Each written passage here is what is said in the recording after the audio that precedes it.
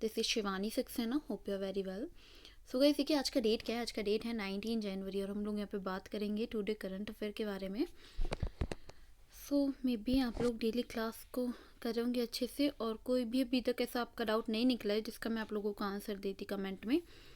सो चलिए बात कर लेते हैं हम लोग यहाँ पे फर्स्ट न्यूज़ के बारे में। देखिए यहाँ पे जो फर्स्ट न्यूज़ है ना, यहाँ पे आपको बताया गया एनसीईआरटी ने भारत का पहला राष्ट्रीय मूल्यांकन नियामक पारक लॉन्च किया। अब ये जो यहाँ पे न्यूज़ है ना, ये काफ़ी इंपॉर्टेंट है आपके एग्ज़ाम के पॉइंट ऑफ व्यू से। कैसे, चलिए मैं बताती हूँ।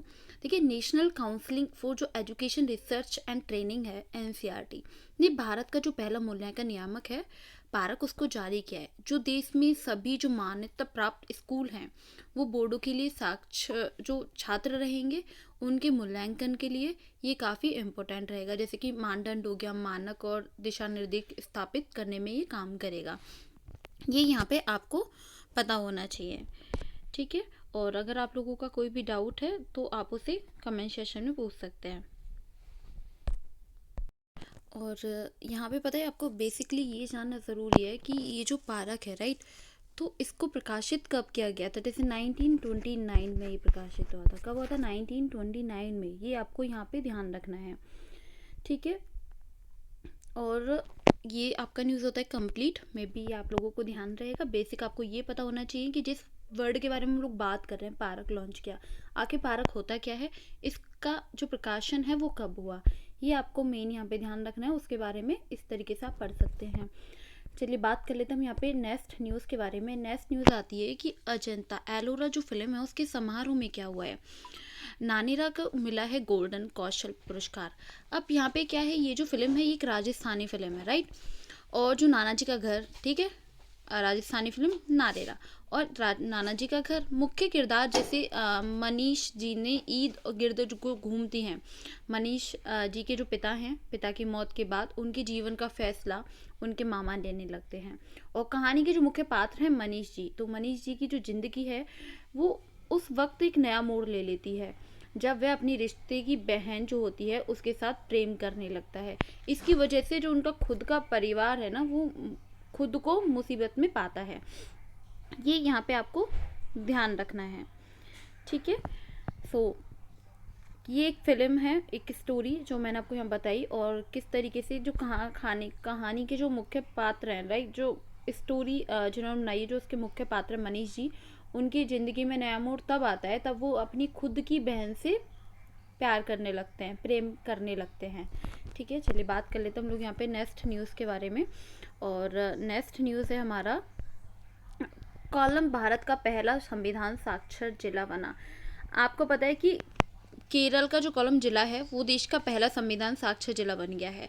इसकी घोषणा जो की गई थी वो 15 जनवरी को की गई थी। केरल के जो मुख्यमंत्री हैं पिनाराई जी, उन्होंने इसकी घोषणा की थी 15 जैन को, राइट।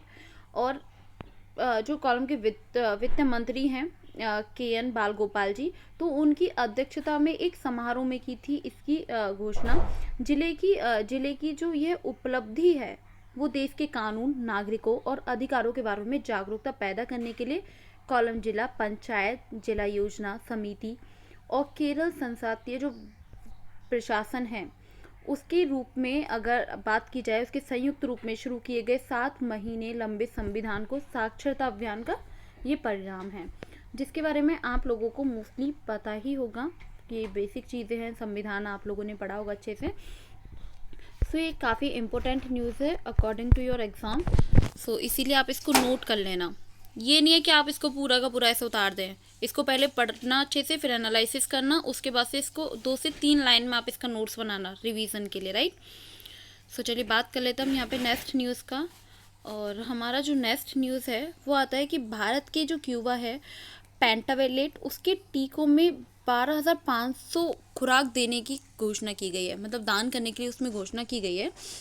यहाँ पे हुआ क्या है कि टीकों की जो 12,500 खुराक दान करने की जो घोषणा की गई है वो विदेश राज्य मंत्री मीनाक्षी जी, ठीक है, क्यूबा ने क्या किया है, अपनी जो आधिकारिक जो उनकी यात्रा है उसके दौरान ये इस घोषणा को किया उन्होंने। और उन्होंने क्यूबा की उनकी पहली यात्रा थी और विदेश मंत्रालय के द्वारा जो जारी बयान है उसमें कहा गया है कि अपनी यात्रा के दौरान मीनाक्षी जी ने क्या कहा है कि जो राष्ट्रपति हैं मिगुअल जी, तो उन्होंने उनके साथ बैठ के बैठक की और द्विपक्षीय जो महत्व है वो राजनीतिक आर्थिक सहयोग के मामलों में उन्होंने चर्चा की। बैठक करने के बाद उन्होंने साथ में सलाह मशवरा किया इस बात के ऊपर, और राजनीतिक हो गया, आर्थिक सहयोग हो गया, इस तरीके के मामलों पर उन्होंने काफ़ी मामलों पर चर्चा की। और उन्होंने जो वैक्सीन है, वैक्सीन बच्चों को देने के लिए जैसे कि जो बच्चे होते हैं, आपको पता है कि जानलेवा कुछ बीमारियां होती हैं, जैसे डिप्थीरिया हो गया, टिटनेस हो गया, हेपेटाइटिस हो गया, हेव हो गया। तो ये जो बीमारी है ना, तो ये काफ़ी बड़ी बीमारी होती हैं। इससे क्या होता है ना कि बच्चों की जान पे भी बनाती है। तो अब ये जो टीके होते हैं, जो आपको पता है कि जो लोग फैमिली से बिलोंग करते हैं, कभी कभी ऐसा होता है कि हमारे पास अमाउंट नहीं होता है कि हम बच्चे को टीका लगवा सकें, तो उस वजह से लापरवाही हो जाती है और बच्चे की जान भी जा सकती है। इसीलिए मीनाक्षी जी ने 12,500 खुराक दान करने की घोषणा की है, जो फ्री ऑफ कॉस्ट उनको टीके लगाए जाएंगे यहाँ पे। सो ये न्यूज़ काफ़ी इंपॉर्टेंट है, इसके बारे में आप लोगों को पता होना चाहिए। चलिए बात कर लेते हैं हम यहाँ पे नेक्स्ट न्यूज़ के बारे में। देखिए नेक्स्ट न्यूज़ में क्या है कि जेम्स वेब के जो अंतरिक्ष में नया कारनामा, पहली बार खोजा गया पृथ्वी जैसा गिरह। वाओ, आपको पता है कि जेम्स सॉरी देखिए जेम्स वेब जो स्पेस है टेलीस्कोप, उसने अपने लॉन्चिंग के बाद क्या किया है कि लगातार शानदार काम कर रहा है वो। और जो टेलीस्कोप है वो पहली बार सौरमंडल के बाहर एक ग्रह उन्होंने खोजा है। अब यहाँ पे बात क्या आती है, इसको थोड़ा ध्यान से पढ़ना और ध्यान से सुनना।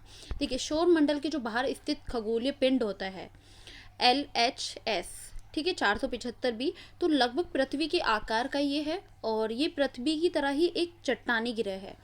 जो क्या होता है ना कि जो धरती से 41 जो प्रकाश है उस वर्ष की जो दूर है, उसका ऑक्टेट से तारामंडल में है। साथ ही जो नासा में टांसिंग है ना एक्सप्लेनेट, तो उसमें क्या होता है कि सर सैटेलाइट या फिर TESS, तो डेटा जो है उसका, उसको देख के माना जा रहा है कि ये ग्रह हो सकता है, ठीक है, माना जा रहा है।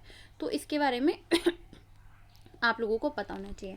अब आपने एक बात सोची कि हम लोग पढ़ रहे हैं जेम्स वेब स्केप टेलीस्कोप, अब ये होता क्या है।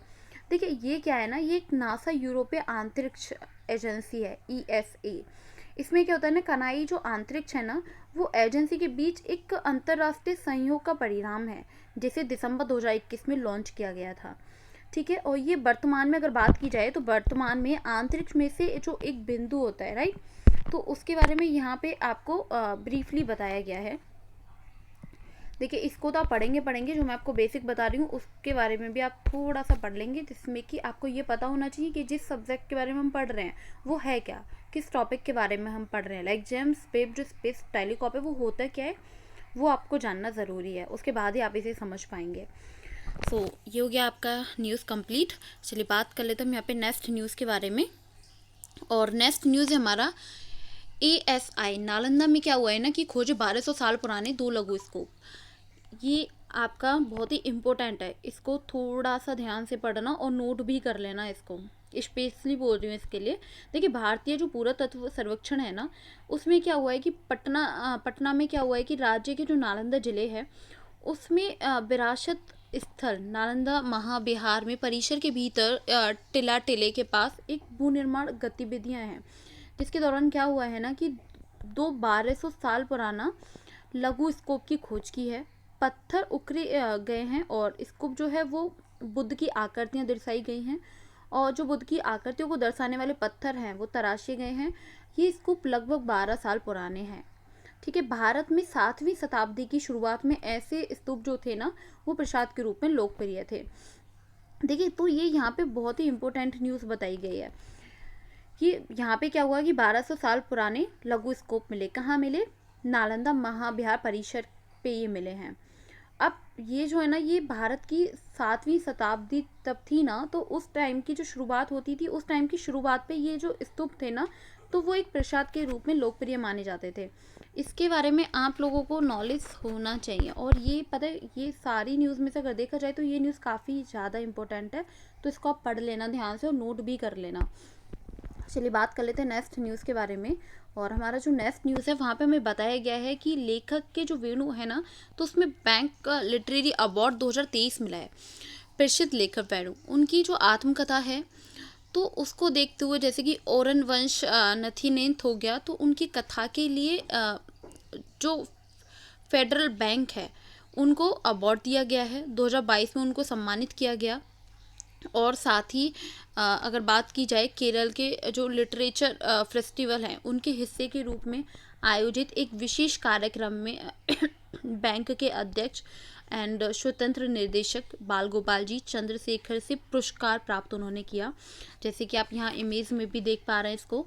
लेखक एवं साहित्य आलोचक राइट नारायण सुनील पी, तो इसमें इनको कथा में इनका चयन किया गया। और ये यहाँ पे काफ़ी बिग न्यूज़ है, काफ़ी अच्छी न्यूज़ है, तो इसको आप पढ़ लेना। चलिए बात कर लेते हैं नेक्स्ट न्यूज़ के बारे में। और नेक्स्ट न्यूज़ हमें बताता है कि 2025 तक क्या होगा, डेवलपर वेदर रडार नेटवर्क में कवर होगा पूरा देश। तो ये यहाँ पे क्या हुआ है कि 2025 तक पूरा देश डेवलपर वेदर में कवर होगा, नेटवर्क से जोड़ दिया जाएगा। और ये दावा केंद्रीय मंत्री जितेंद्र सिंह जी ने किया है। आपको पता है कि वह भारत के मौसम विभाग IMD 148वें स्थापना दिवस आयोजित में एक कार्यक्रम के संबंध दे रहे थे। और इस दौरान उन्होंने ये भी कहा कि जो मौसम विभाग है, मौसम विभाग को लेके की जाने वाली जो भविष्यवाणी है उसको सटीकता के पीछे 8 से 9 वर्ष में लगभग 40% सुधार हुआ है। और ये सुधार होना बहुत इम्पोर्टेंट है और ये काफ़ी बिग न्यूज़ भी है, तो इसको आप नोट कर लेना। चलिए बात कर लेते हैं नेक्स्ट न्यूज़ के बारे में। और नेक्स्ट न्यूज़ हमें बताता है कि टॉप मेट्रो सिटीज़ में क्या हुआ है ना कि पीछे छोड़ के टॉप गेमिंग में बन रहा उत्तर प्रदेश। ऑनलाइन गेम खेलने के मामले में उत्तर प्रदेश के जो लोग हैं वो सबको पीछे छोड़ दिया है उन्होंने। भारत में सबसे ज़्यादा ऑनलाइन गेम खेलने वाले राज्यों में उत्तर प्रदेश के बाद आया महाराष्ट्र, महाराष्ट्र के बाद आया राजस्थान, और राजस्थान के बाद आया बिहार, बिहार के बाद आया पश्चिम बंगाल। ऑनलाइन गेमिंग से जुड़ी जो एक रिपोर्ट है उसमें उसमें जो बताया गया है रिपोर्ट में कि 2021 के मुकाबले 22 में क्या हुआ था कि उड़ीसा, पंजाब, तमिलनाडु, पांडुचेरी और हिमाचल प्रदेश तो मोबाइल गेम खेलने में यूजर्स की जो संख्या थी वो सबसे ज़्यादा बढ़ोतरी थी। इसके बारे में आप लोगों को पता होना चाहिए, काफ़ी बिग न्यूज़ है। आप देखते हैं ना कि छोटे से छोटे बच्चे भी क्या हो रहे हैं ना, आजकल मोबाइल लेके बैठ जाते हैं और 1 से 2 घंटे भी हो जाएंगे ना तो उनको पता ही नहीं चलता है कि टाइम कहाँ जा रहा है, लेकिन उनके हाथ से फ़ोन नहीं छूटते। तो ऑनलाइन गेमिंग इतना ज़्यादा आगे बढ़ रहा है और उत्तर प्रदेश के जो लोग हैं वो तो सबको ही पीछे छोड़ रहे हैं। तो इसके बारे में आपको यहाँ पर बताया गया है। ये नॉर्मल न्यूज़ आपको लग रही है लेकिन ये बहुत इंपॉर्टेंट न्यूज़ है, इसको पढ़ लेना, ठीक है। चलिए बात कर लेते हैं यहाँ पे नेक्स्ट न्यूज़ के बारे में। नेक्स्ट एंड लास्ट भी है। देखिए यहाँ पे क्या हुआ है कि सेवानिवृत्त जो DG हैं पंकज कुमार जी, तो वो बने उपराष्ट्रीय सुरक्षा सलाहकार। वाओ। जो DG पंकज जी हैं उनको डिप्टी NS का उपराष्ट्रीय सुरक्षा सलाहकार उनको नियुक्त किया गया है। सरकार ने इससे जुड़ा आदेश जारी कर दिया है कि राष्ट्रीय सुरक्षा परिषद सचिवालय के अनुसार राजस्थान कैडर में 1988 बैच के जो IPS अधिकारी हैं तो उनको 2 साल के लिए सलाहकार नियुक्त किया गया है। कितने साल के लिए किया गया है? 2 साल के लिए। जो DG पंकज जी हैं, पंकज सिंह जी, तो उनको 31 दिसंबर 2022 को BSF प्रमुख पद से सेवानिवृत्त किया गया हुए थे वो। तो इसके बारे में आप लोगों को पता होना चाहिए, न्यूज़ काफ़ी इंपॉर्टेंट है। ऑल न्यूज़ मैं आपको बता चुकी हूँ और मैंने आपको एक्सप्लेन करने का भी कोशिश किया है, मे बी आप लोगों को समझ भी आया होगा। वीडियो को एंड तक देखा करिए और please like, comment and share करना बिल्कुल ना भूलें, क्योंकि आप इसको शेयर नहीं करेंगे तो और लोगों तक वीडियो जाएगा कैसे। आपने एक बात सुनी होगी, नॉलेज देने से ही नॉलेज बढ़ती है, तो इसीलिए आपको ज़्यादा से ज़्यादा वीडियो शेयर करना है, जिससे कि जो लोग करंट अफेयर नहीं पढ़ पाते हैं, जिनको इतना नहीं प्रोवाइड होता है, तो वो यहाँ से करंट अफेयर पढ़ सकते हैं। और IAS पॉइंट के ग्रुप से भी आप लोग ज्वाइन हो सकते हैं, जहाँ पे आपको free of cost study material provide किया जाता है।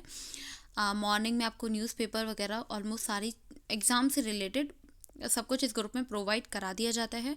सो आपको कहीं भी इधर उधर जाने का ज़रूरत नहीं है, आपका माइंड डाइवर्ट करने का बिल्कुल नीड नहीं है, आप इस नंबर पर मैसेज कर सकते हैं।